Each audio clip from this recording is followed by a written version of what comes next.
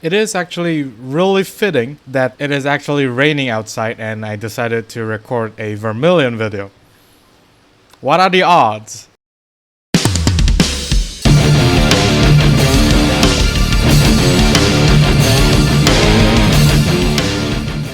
This video is sponsored by Pheonix Cards. If you need supplies of singles or splits for Cardfight Vanguard, especially the ones in the video, do check out Pheonix Cards today, and as a bonus, use the promo code MetaNerd to get an amazing 5% discount. And with that being said, let's get on with the video. Greetings YouTube, welcome back to the MetaNerd channel. I am Marcus, bringing you another video for Cardfight Vanguard Willdress.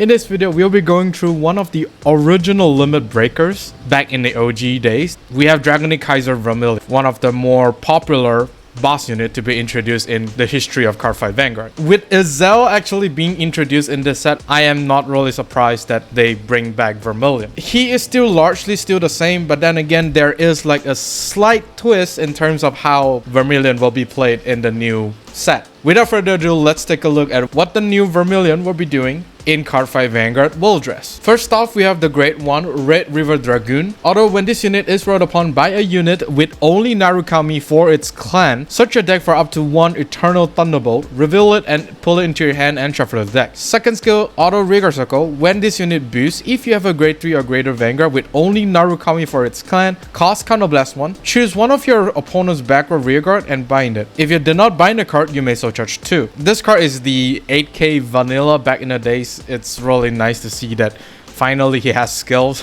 When you ride the grade 2 on top of Red River Dragoon, you will be able to the Eternal Thunderbolt, which is this card that is going to be the specific order card that the Vermillion will be using quite a lot actually. It basically guarantees like this one copy into the hand. Eternal Thunderbolt, as you guys already know the skill, is able to activate from the drop zone. So you will be able to basically discard the Eternal Thunderbolt to be used for riding. Since this card is able to activate from the drop zone, we will talk more about this order card when we get into the order card. Other than searching for Eternal Thunderbolt, this card actually does provide some board control. I mean, you are sniping one rearguard. To be specific, a back row rearguard, which is fine on its own, but if the opponent does not have any rearguards for you to bind, you are able to still get some soul resources, which is quite nice. But then again, the whole Rideline doesn't really use a lot of soul. The two cards that actually uses soul are the Grade 1 and Grade 2, with which we will talk about later down the video. But for now, the Soul Charge 2 is pretty much optional unless you want to basically spam those two cards that I talked about. It's a typical Rideline Grade 1 where it doesn't really do a lot, but then again, it does helps you kickstart your engine. For the order card, we have Eternal Thunderbolt. This card can be played from drop, and play this if you have a Vanguard with only Narukami for its clan and Vermillion in its card name. Second skill, choose one of your Vanguard and it gets continuous Vanguard Circle. When your opponent's rearguard that was hit by this unit would be retired from rearguard circle, bind it instead of retiring it. And continuous Vanguard Circle. If your opponent has no rearguards, or if your front row rearguards, get 5k power until the end of turn. If this card was played from drop, bind this card. So it's actually quite weird that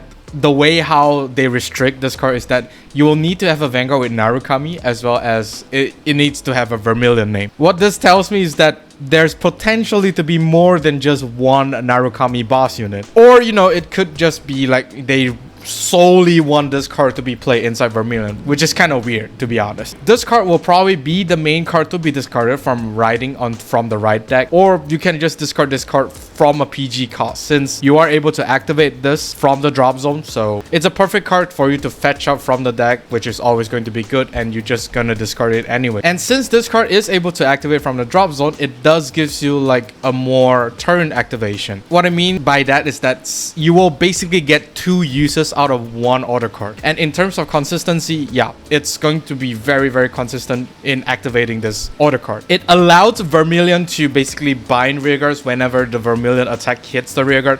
If you do not know what Vermillion does, generally all versions of Vermillion will be hitting all of the opponent's front row. So this iteration still follows that trend, which I'm fine with it. Your front rows is not going to be safe if you are going against Vermillion. So instead of retiring it, you have to bind it. So a lot of decks out there do not appreciate their stuff being bind. So this is basically a top tier contender to be a meta, because once your front row rear guards get bind, especially those like very key piece in terms of the whole combo, yeah, it's gonna hurt you really bad. The 5k bonus to the front row it's just great. It's really nice. Although you do need to be very careful to basically ensure that your opponent do not have a front row. If your opponent has a front row, then too bad. 5k less for your front row rear guards. Very sad. Next up, we have the grade 2 Rideline Thunderstorm Dragoon. Although when this unit is rolled upon by a grade 3 unit with only Narukami for its clan, look at the top 7 cards of your deck, choose up to one Eternal Thunderbolt or a card with only Narukami for its clan from among them, reveal it and put it to your hand and shuffle your deck. Second skill, auto, when this unit is placed on rearguard circle, if your Vanguard's clan is only Narukami,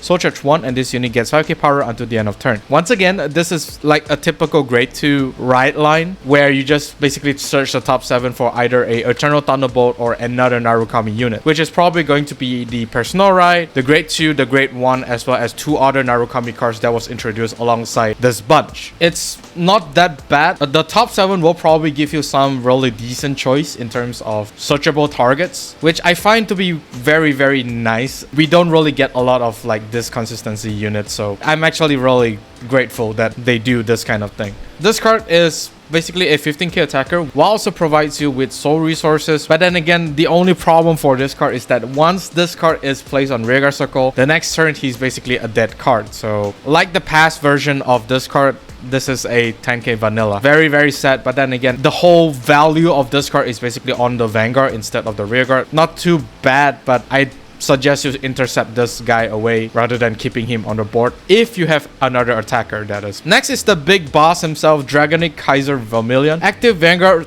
once per turn. Cost Counterblast 1. Choose 2 of your units with only Narukami for their clan and they get 5k power until the end of turn. Until the end of turn, when this unit would attack, choose 2 of your opponent's rearguard circle and this unit battles your opponent's Vanguard and all of the units on the chosen rearguard circle. Second skill, auto Vanguard circle once per turn. At the end of the battle of this unit attack, if you played a normal order this turn and your opponent's damage zone has 4 or less cards, discard a card from your hand, choose one of your opponent's Vanguard and deal 1 damage. Similar to the OG version, Vermillion here will be attacking for the front row no matter what. The 5k bonus upon the activation is very nice, although it's only 2 of your units, which is quite sad. Most of the time, I think you will want to give the rear guards, but then again, he himself will just be a 13k attacker. It's not really that great.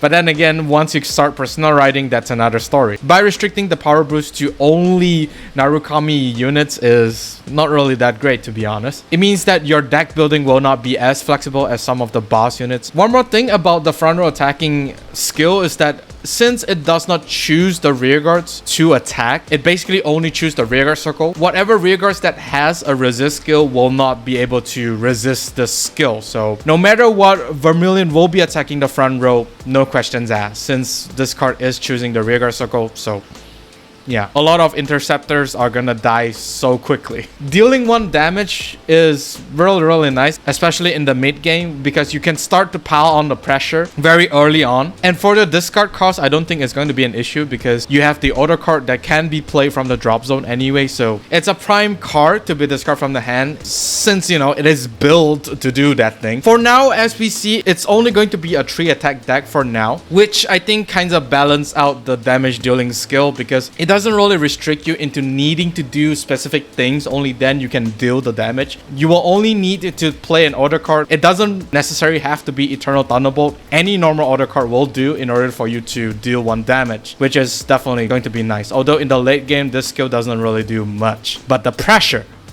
that's one thing. The next is going to be the support cards that are introduced alongside Vermillion. First off, we have Rising Pheonix. Auto drop zone. When any player card is bound by your card effects, during your turn, if your opponent's clan is only Narukami, cost Soul Blast 1 and call this card to rearguard circle. Second skill, active rearguard circle. Cost retire this unit. Choose one of your units and it gets 5k power until the end of turn. So this is basically one of the 2 cards that actually uses Soul. Soul isn't really that big of a deal when it comes to the Rideline, but for this grade 1 and the next grade 2 that we are going to talk about, they are probably going to be quite the important pieces for you to have like a really good turn. Since you will be binding stuff left and right from your Vanguard skill, Vermillion skill, as well as the Great One Rideline, this card is going to superior call itself like really quickly. And of course, if you have all 4 Rising Pheonix in the drop zone, that's a total of 4 Soul Blast to call them out. So yeah. Although it's only costing 1 soul, but repeated use of this card will definitely stack up on your soul usage. And not only that, this card could potentially increase the number of attacks, because the timing in activating this skill is that whenever any player's card is bind. So if Vermillion is able to attack hit any of the front row, you are able to activate this skill mid-battle. So you could potentially go up to 5 attacks, which is going to be nice. But then again, if you didn't personal right, this guy here will still be just an 8k. Well, actually 13k, since Eternal Thunderbolt 5k power boost is a continuous, so not that bad. On top of reviving itself from the drop zone, Bushiroad actually give this card a skill that basically retire itself to give another unit 5k. It's really good. Every 5k is going to add up to your attackers. Narukami isn't known for having that many rear guards. I mean, sure, you can revive stuff and have a full board, but then again, in most cases, you're just gonna have like a front row, and yeah, that's it. Having just a front row is possibly going to be really big due to how much power is being generated from the whole Rideline as well as the other card. Very nice, great one. Last but not least is Dragonic Deathsycthe. Continuous rearguard circle. During your turn, if your opponent has no front row rearguards, this unit gets 5k power. Second skill, auto rearguard circle. When this unit attacks a Vanguard, if you have a grade 3 or greater Vanguard with only Narukami for its clan, cost Soul Blast 2, choose one of your opponent's rearguard and bind it. If you did not bind a card, draw a card. This is a 15k attacker while having a board control effect. Be it just a retire one, it's still really detrimental. Since this card is not restricted to the front row, the back rows are gonna die. It does cost you Soul Blast 2, so yeah, you might consider using the Soul Charge 2 from the Great One Rideline if of course you plan to use Dragonic Deathsycthe. Although this is probably going to be a 15k attacker, the power will continue to add up. These numbers here, although it looks small by itself, but they do actually add up. I think this card will be the main unit to be utilizing the soul. Sure, Rising Pheonix do still use a decent amount of soul, but I think this card is probably the go-to unit to use the soul, since you do get a draw if you don't retire anything. So I mean, bind anything. Very nice card, but it's basically what I expect from the OG version of this. The OG version technically do the same thing. And that is all for this video. Do let me know down in the comment section of what do you think of the OG Limit Breaker. I am very hyped to see this guy return, but at the same time I am actually terrified due to how disgusting this unit can be. Do like and subscribe if you like this video, and of course during the bell notification icon so you don't miss a video I upload. With that being said, I'll see you all on the field. Even when you feel low, you can still go. Even when you feel slow, you can still go. Even when there's no hope, you can still go. I never answer to no, man, I still go. Go, go, go, go, go, go.